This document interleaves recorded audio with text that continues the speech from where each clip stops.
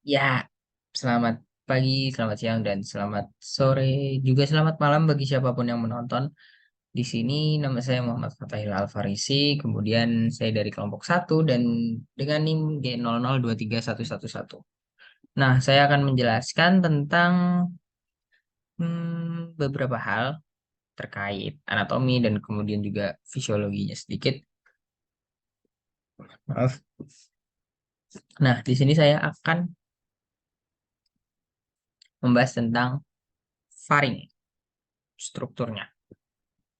Faring itu sendiri, dia itu kan apa tabung muskuler yang fungsinya itu menghubungkan dari nasal, kemudian juga dari kafum oris ke saluran berikutnya.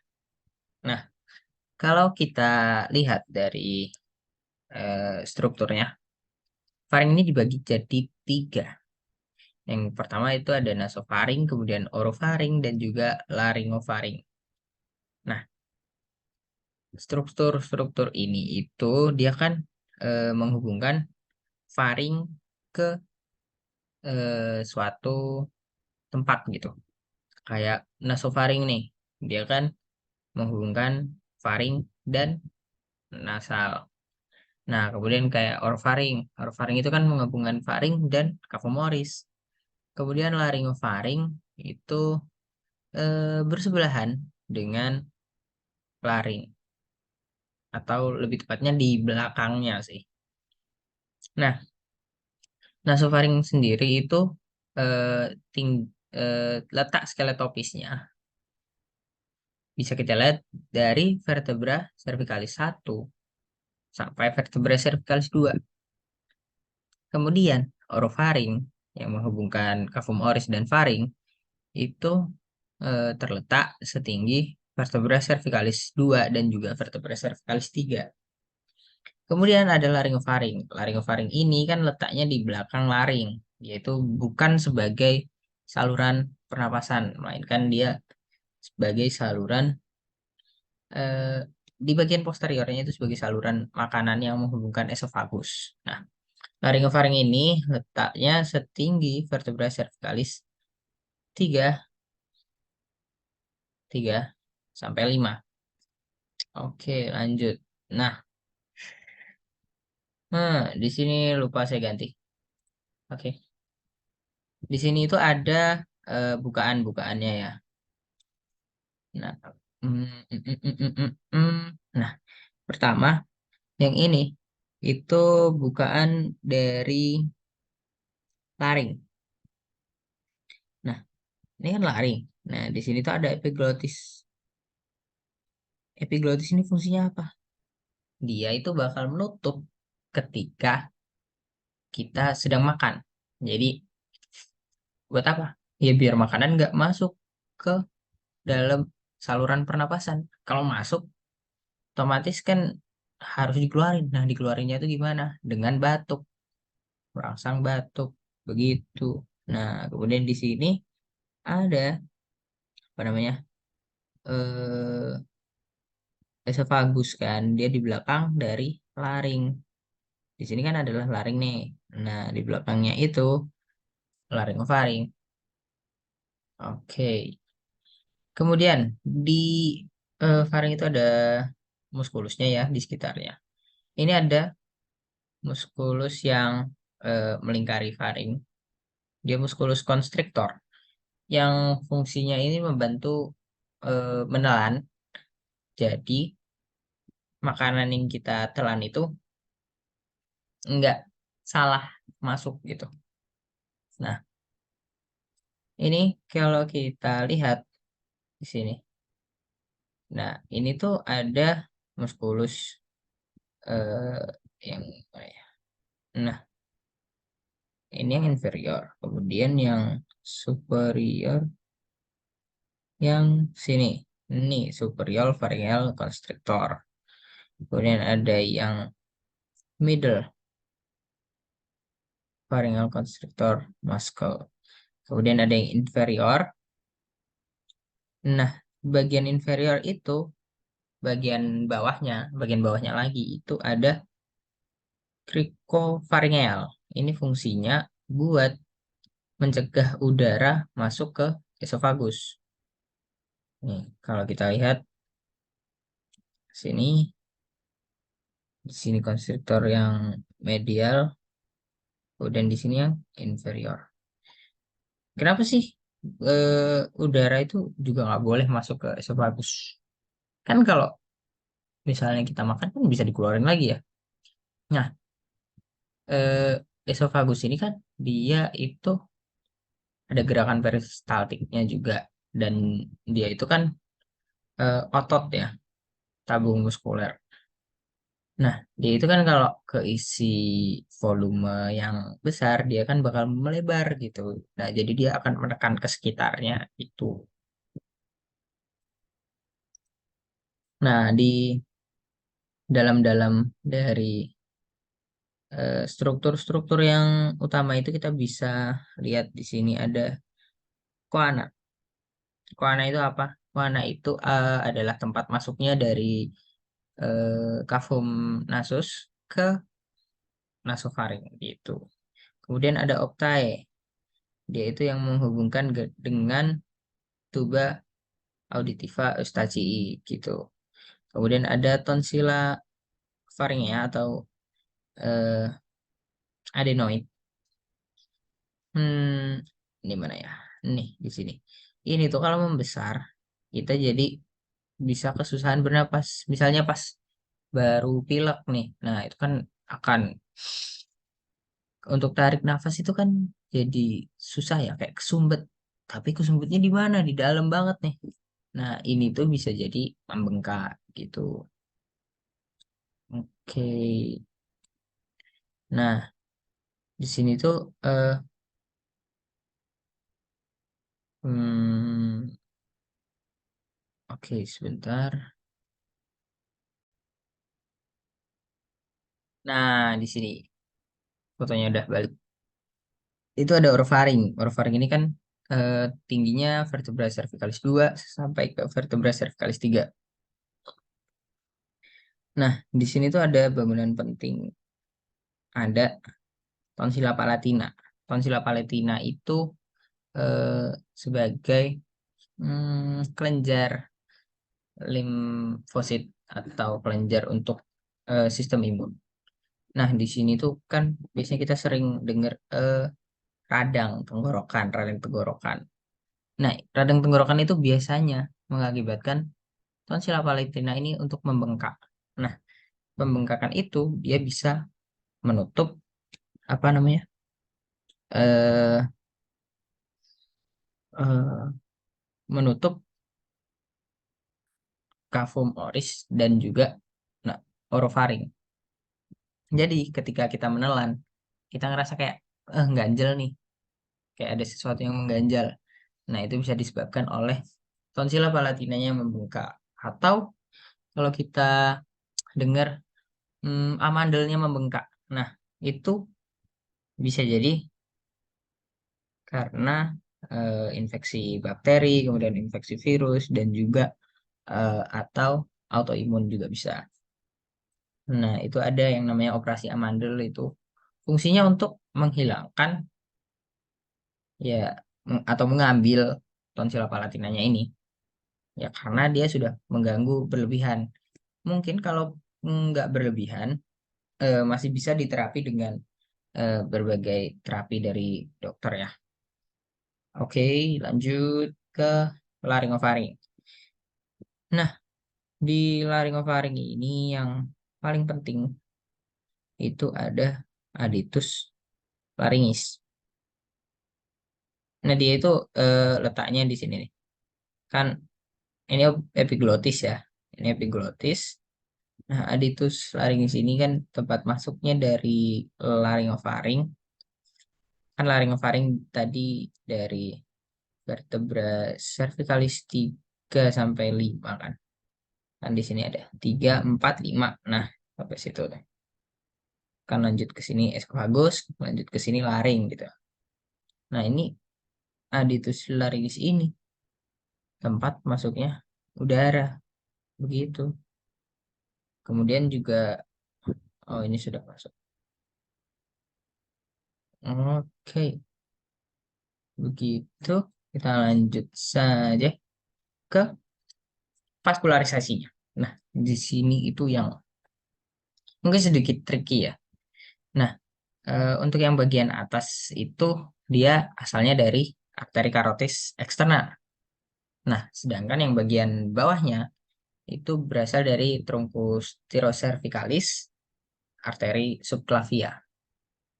Nah, untuk yang bagian atas itu divaskularisasi oleh arteri maxillaris, bagian dari ramus pharyngeus, arteri palatina descendens.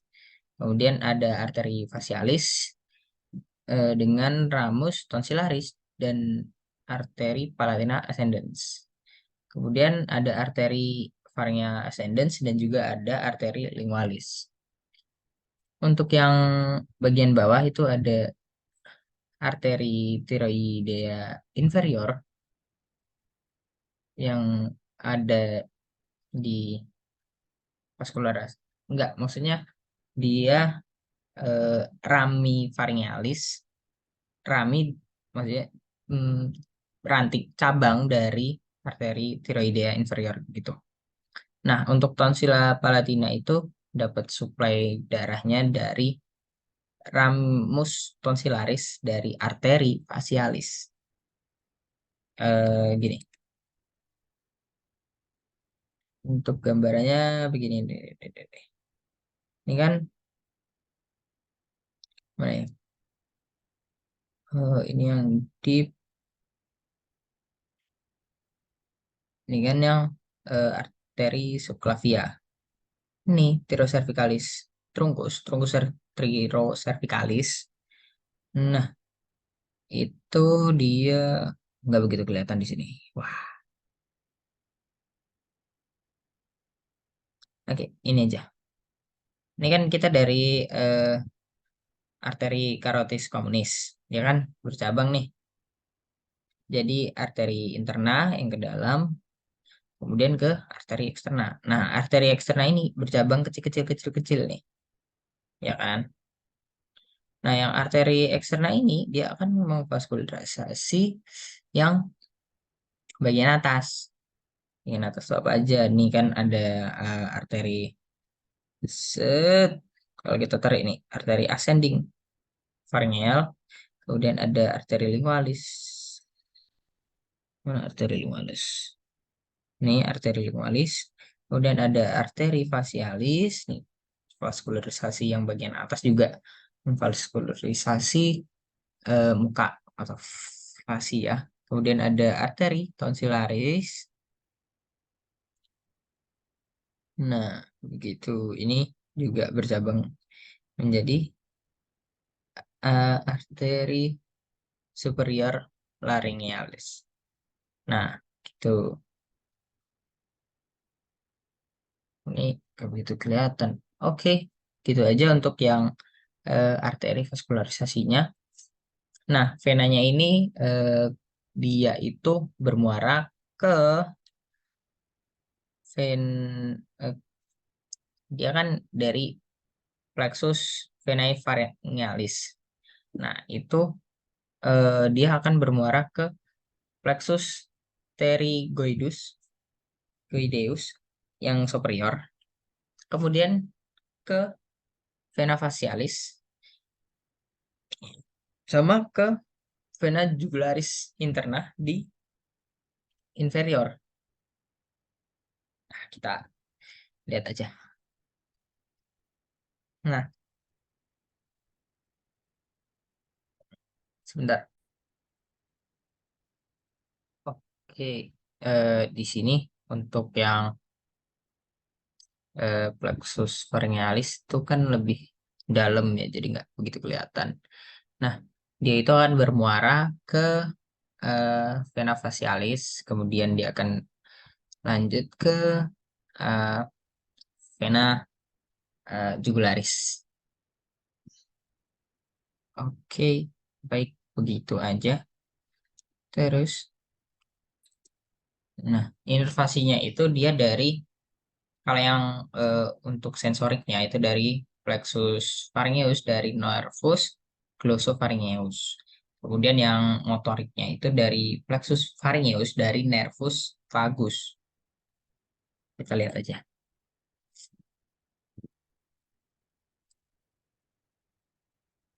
Dia dari nervus glossopharyngeus itu nervus cranialis. Nih, plexus pharyngeus, plexus pharyngeal atau plexus pharyngeus dari nervus glossopharyngeus. Sama yang mana ya? Yang atas atau yang bawah? Pokoknya ini dia itu dari plexus pharyngeus dan nervus vagus. Untuk sensoriknya yang dari nervus glossopharyngeus, kemudian dari motoriknya dari nervus vagus.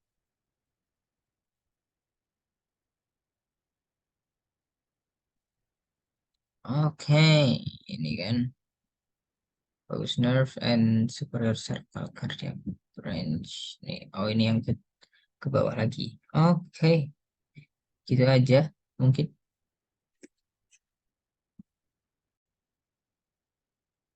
Masuk ke materi yang jantung ya.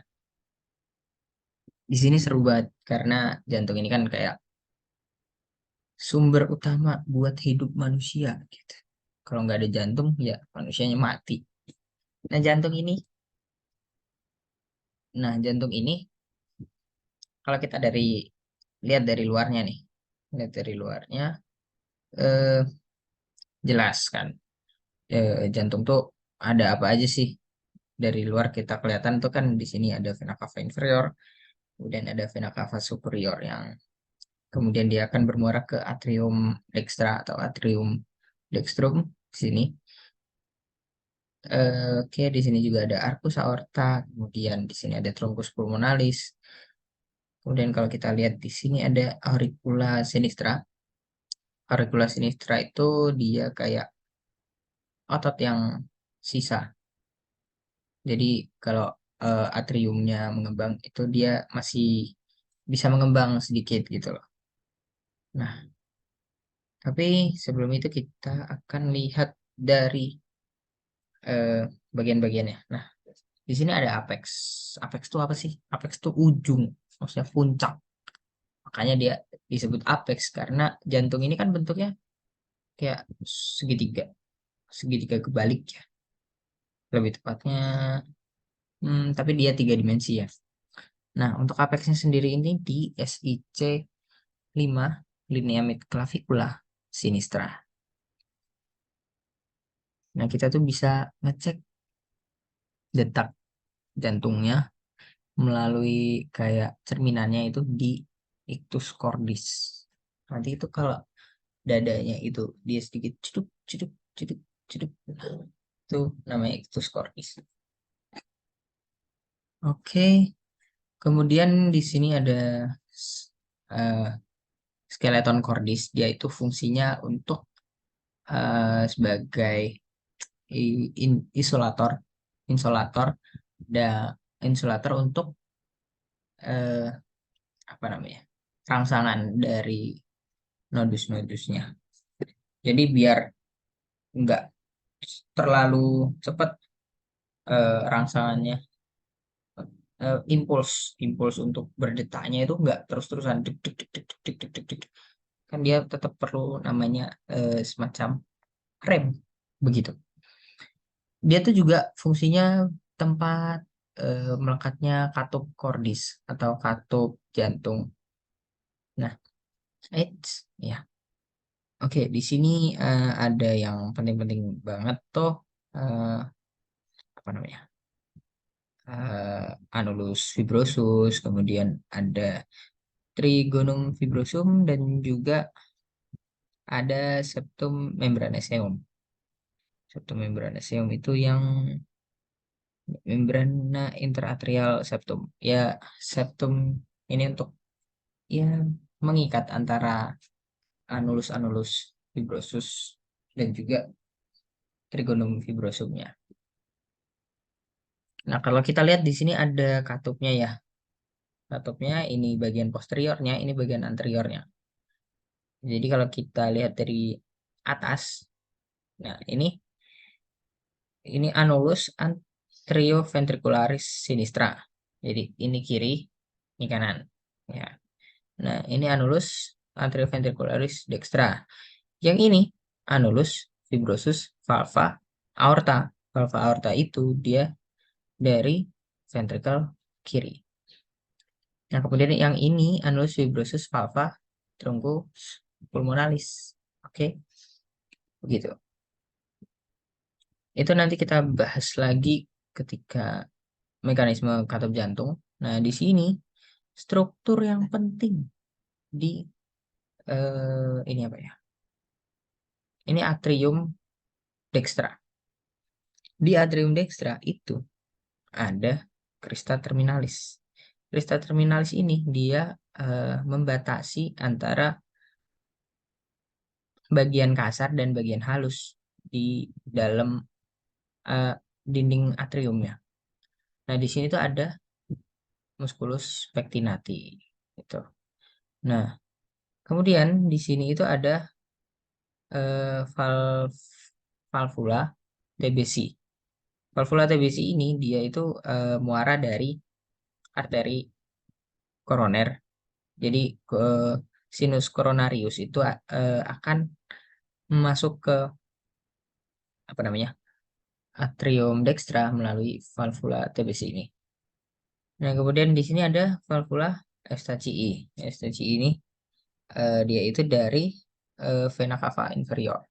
Kemudian di sini ada fossa ovalis kan. Nah, fossa ovalis itu apa sih? Fossa ovalis itu adalah penutupan dari foramen ovale. Foramen ovale itu ketika kita masih janin antara atrium kanan dan atrium kiri itu bolong. Iya, udah bolong aja.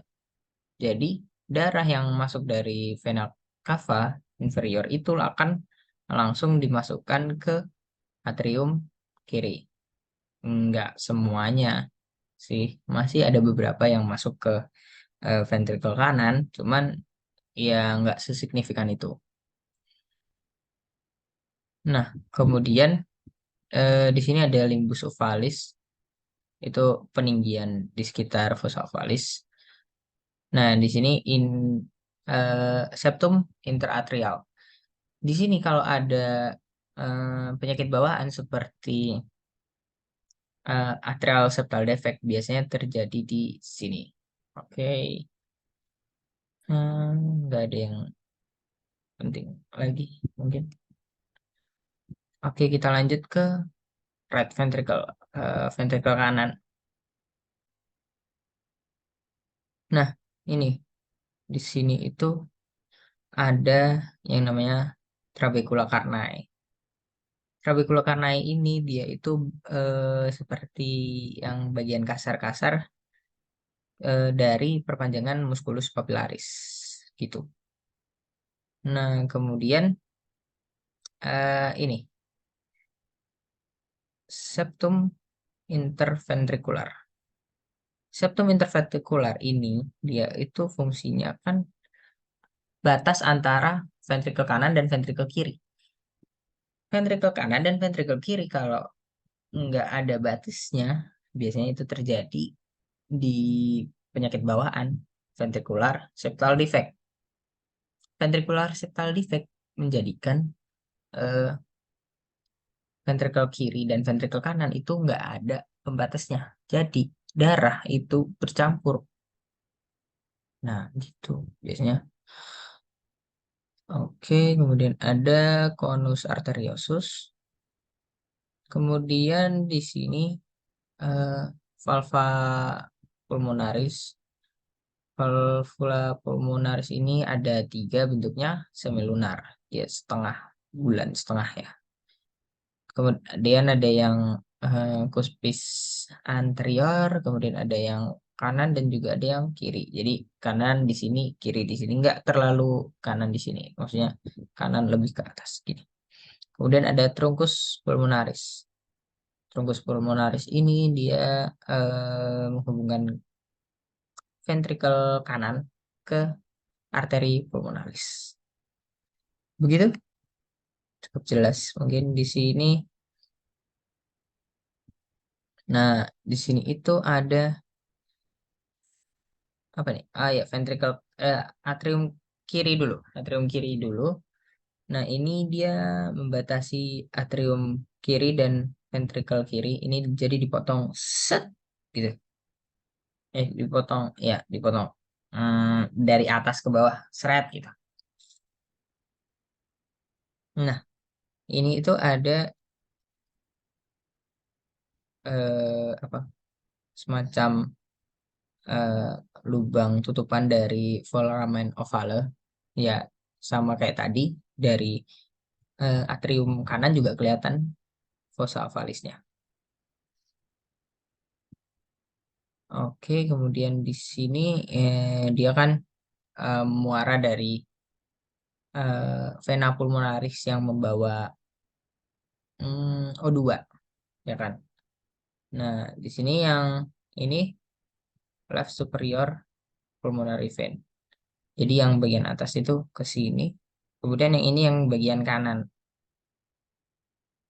Oke, di sini ada katup atrioventrikular yang bicuspidalis atau mitral valve. Nah, kalau kita lihat lanjutannya ke ventricle kiri. Nah, ventricle kiri ini ada yang paling penting di sini, sinus coronarius itu yang dia membawa apa namanya? Dia membawa vena yang memvaskularisasi jantung ke atrium kanan. Nah, di sini ada mitral valve. Mitral valve itu apa sih? Dia itu katup atrioventrikular, tapi dia cuman ada dua, anterior sama posterior. Nah, dia itu katupnya ini dihubungkan sama chorda tendinia. Chorda tendinia, perpanjangannya itu ada chorda tendinia. Kemudian dia berikatan dengan musculus papillaris. Nah, musculus papillaris ini fungsinya apa? Nanti kita akan bahas. Nah, kalau kita lihat di sini, ini miokardiumnya jelas tebel, lebih tebel daripada yang ini. Nah, kan kelihatan kan? Oke, cuma satu dua ya set kecil gitu. Kalau yang ini kan dut gitu. Karena apa? Karena fungsinya ventricle kiri kan dia mompa darah ke seluruh tubuh. Seluruh tubuh itu kan luas ya. Sedangkan kalau ke pulmo atau ke paru-paru itu kan cuma sedikit kecil pendek ya. Makanya yang ventricle kiri itu dia berkembang lebih besar untuk muskulusnya atau miokardiumnya. Makanya dia bisa mengedarkan darah ke seluruh tubuh gitu. Nah, di sini kita akan masuk ke pembahasan mekanisme pembukaan dan penutupan katup jantung. Ini seru sekali. Nah, untuk tahu mekanisme membuka dan menutupnya katup jantung, sebelumnya kita harus tahu katup-katupnya dulu. Seperti tadi yang dibahas kan ada katup atrioventrikular. Atrioventrikular berarti membatasi antara atrium dan ventrikel.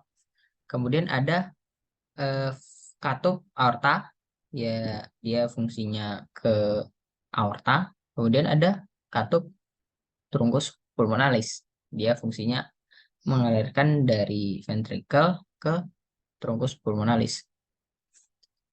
Nah, di sini kalau kita lihat mekanisme katup jantung itu dia fungsinya sendiri untuk mencegah regurgitasi atau pengembalian cairan ke arah sebaliknya. Kalau kita lihat dari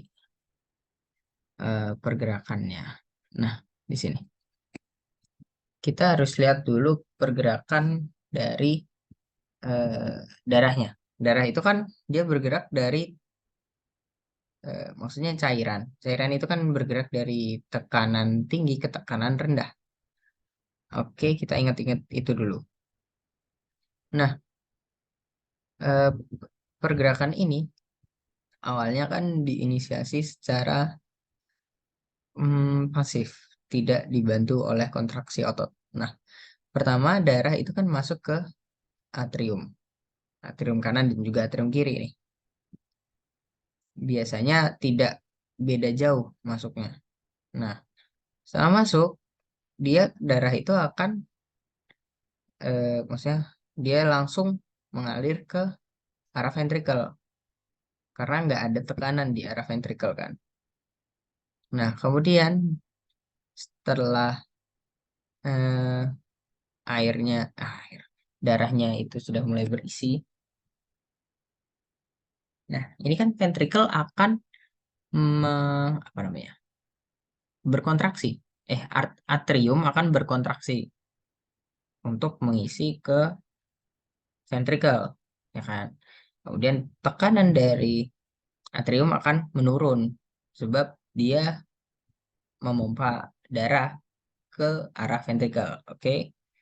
Nah, arah ventrikel ini dia akan berusaha untuk mengeluarkan darahnya, ya kan? Nah, eh, dia itu akan memasuki isovolumic ventricular contraction. Nah, ini tuh ketika eh, dia itu akan mendorong set ke sini, ke arah keluar, ke arah berlawanan, ya kedua-duanya. Tapi untuk katup atrioventrikular dia pasti akan menutup, ya kan? Cuman dia belum akan mendorong ke arah katup semilunaris, ya kan? Nah, setelah itu dia akan berusaha untuk mengkontraksikan darahnya ke katup aorta maupun katup truncus pulmonalis, ya kan? Nah, katup itu kan kita lihat tadi ada namanya chorda tendinea. Chorda tendinea kan kayak perpanjangan dari katup-katup tersebut, dari katup-katup atrioventricularis kan. Nah, setelah eh, apa namanya ventricle itu berkontraksi, nah musculus papillaris juga ikut berkontraksi. Supaya apa? Supaya katup atrioventrikular ini nggak kolaps karena tekanan di sini di ventricle itu kan jauh lebih tinggi daripada tekanan di atrium pada saat itu. Nah, kemudian setelah apa namanya? Setelah ventricle berkontraksi, kan tekanan dari ventricle akan menurun. Semuanya masuk nih ke aorta. Nggak semua sih. Masuk ke aorta dan juga ke truncus pulmonalis. Nah, setelah ventrikelnya dia itu eh, relaksasi, kan tekanan dia menurun nih. Nah, terus darah itu kan dia akan mencari arah gitu kan. Mencari arah ke tekanan yang lebih rendah. Balik tuh, deng, deng. Nah, karena untuk posisi katupnya yang lebih rendah, ini kan dia balik, dia akan ketampung sendiri nih di katup semilunaris yang bentuknya seperti mangkok. Seperti itu intinya. Nah, begitu kalau kita lihat skemanya. Ini untuk penjelasannya. Oke, ini darah masuk lagi secara pasif. Oke, oke, kita lanjutkan ke yang diafragma dan mediastinum. Ini kita bahas dulu tentang mediastinum ya, dari atas dulu. Nah, untuk mediastinum itu dia itu apa namanya? Dia itu letaknya di antara apa namanya? Di antara kavitas pleura. Jadi antara pleura kanan dan juga pleura pleura kiri. Maksudnya apa? Maksudnya dia itu mediastinum itu dia di luar paru-paru, tapi di tengah-tengahnya paru-paru kanan dan juga paru-paru kiri, gitu. Dia itu ada dua bagian, yang superior dan inferior. Nah, ini itu dibatasi oleh suatu garis yang membentang dari apa namanya, annulus angulus ludovici sampai ke diskus intercalatus, diskus intervertebralis yang keempat sama kelima di tengah-tengahnya gitu. Ini namanya transverse thoracic plane atau garis transversus thorax gitu. Nah, yang mediastinum superior ini tuh ada banyak isinya. Dia itu kan macam-macam ya. Di bagian situ tuh ada kelenjar timus, kemudian ada trakea, kemudian ada esophagus bagian atas ya. Kemudian ada arcus aorta dan juga percabangan-percabangannya tiga gitu. Kemudian ada vena brachiocephalica, juga ada vena intercostalis yang sinistra. Kemudian ada vena cava superior kan dari atas ya. Ini kan dia di atas jantung gitu. Nah, kemudian ada nervus vagus juga, kemudian ada nervus laryngeus recurrens, kemudian ada nervi freniki yang akan ke bawah untuk menginervasi diafragma gitu kan, fren. Kemudian ada ductus thoraxicus. Nah, kemudian kita lanjutkan ke mana di sini. Nah, ini mediastinum inferior. Kita bahas dulu dari bagian yang depan. Nah, yang bagian depan ini dia itu letaknya di depan jantung dan juga di depan perikardiumnya. Nah, itu ada apa aja? Ada sisa timus, kemudian ada nodus limfatikusnya juga, kemudian banyak eh, lemak dan juga jaringan ikat longgar gitu. Nah, kemudian yang biru ini adalah mediastinum inferior yang bagian anterior. Oke, kita lanjutkan yang ke inferior yang media. Media itu yang oranye ini nih. Isinya apa aja? Ada core, jantung, jelas. Ada perikardiumnya juga. Kemudian ada nervus phrenicus. Kemudian ada pangkal dari aorta ascendens. Kemudian ada arteri vena pulmonalis. Kemudian ada vena cava yang atas dan juga bawah. Kemudian ada bronchi primary.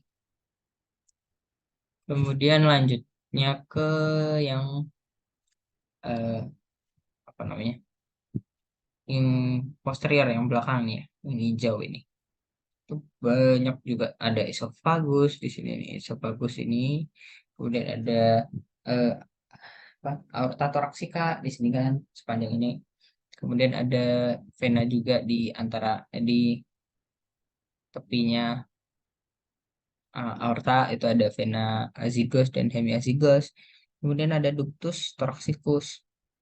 Kemudian ada nervus vagus juga. Kemudian ada truncus sympathicus dan juga nervus splanchnicus.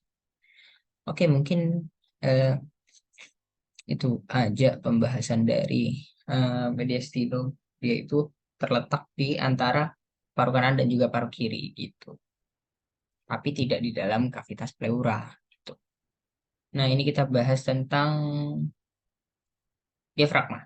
Nah, diafragma itu adalah suatu otot yang berfungsi untuk pernafasan, ya kan? Nah, dia itu dibagi jadi dua bagian. Yang bagian centrum tendinium dan juga pars muscularis di bagian perifernya, di samping-sampingnya ini. Kalau pas dia eh, kita inspirasi, eh, diafragma itu kan berfungsi untuk meluaskan rongga toraks. Nah, pas napas, otot-otot di sini itu kan kontraksi, dia akan memendek, melurus. Nah, set ketarik ke bawah, memendek samping ke samping, samping, samping, samping, samping. Nah, maka dari itu, ini kan dia akan ketarik ke bawah karena dia tendon kan. Dia nggak berkontraksi juga. Dia akan ketarik ke bawah. Nah, kemudian ketarik ke bawah, maka dari itu kita bisa menghirup udara atau inspirasi. Begitu. Kemudian di sini, aku mau bahas dulu sedikit dari eh, pars muskularisnya. Pars muskularisnya itu ada sekitar tiga yang kita bagi jadi sternalis, sternum, kemudian ada pars costalis ke costa membentuk kubah pada diafragma itu kan dia bentuknya naik gini. Kemudian ada yang pars lumbal. Pars lumbal itu ke bawah ke bagian perut. Nah, di pars sternalis ini tuh ada trigonum sternocostale lare. Itu dilewati oleh arteri vena epigastrika superior dan vasa limfatika. Nah, trigonum ini tuh dia eh, apa namanya locus minimalis resistensi. Jadi dia itu mudah untuk terjadi hernia, hernia diafragmatika gitu. Jadi antara dia itu nggak bisa menutup, ya kan. Nah, maka dari itu bisa aja organ dari toraks itu jatuh ke abdomen gitu. Nah, kemudian di pars lumbalis. Nah, itu tuh ada arcus lumbosacralis medialis yang membentuk ligamentum aquatum medial, yaitu penebalan dari musculus psoas major, dan juga ada arcus lumbosacralis yang lateral, lebih ke samping. Itu membentuk ligamentum arcuatum lateral, yaitu penebalan dari musculus quadratus lumborum, quadratus lumbal gitu. Nah, bagian diafragma yang pars lumbalis ini kan ada yang melekat ke vertebra. Nih, ini kan melekat ke vertebra. Ini ada crus sinistra dan crus dextrum. Dia itu di tengah-tengahnya ada aquata ligamen median. Nah, ini dia yang akan membentuk atau menahan hiatus aorticus, foramen aorta gitu. Jadi dia untuk tempat lewatnya aorta. Nah, kemudian pars diafragmatika yang melekat pada koste 11 dan 12, nah, itu juga disebut trigonum lumbokostal Bochdaleki. Ini juga tempat eh, mi- locus minoris resisten. Jadi tempat yang bisa kemungkinannya terjadi hernia nih kan di sini. Apakah tadi sudah record? Udah, oke. Baik. Nah, di sini tuh ada yang namanya hiatus pada diafragma. Diafragma ini ada hiatus foramen Morgagni atau foramen vena cava inferior. Dia ini skeletopisnya di vertebra thoracica 8. Kemudian ada esophagus hiatus esophagus. Dia itu skeletopisnya vertebra thoracica 10. Kemudian ada hiatus articus yang skeletopisnya terletak pada vertebra thoracica 12. Begitu untuk neurovaskularisasinya, eh, friend atau diafragma itu jelas dari namanya sudah kedengeran, arteri perikardio frenica dextra. Ada namanya friend. Kemudian ada arteri perikardi Yo, Frenica sinistra, fren. Kemudian ada arteri frenica inferior dan ada arteri musculofrenica. Nah, begitu. Kemudian untuk inervasinya, dia itu dari nervus phrenicus, dari nervus spinalis 3 sama 5. Begitu mungkin ya. Apakah ada yang mau ditambahkan? Mungkin dia sudah lama banget ini. Terima kasih sudah menonton. Kalau menonton sampai akhir, jadi terima kasih atas perhatiannya. Wassalamualaikum warahmatullahi wabarakatuh. Saya Muhammad Fatahillah Alfarisi dengan NIM G00 23111, kelompok A1.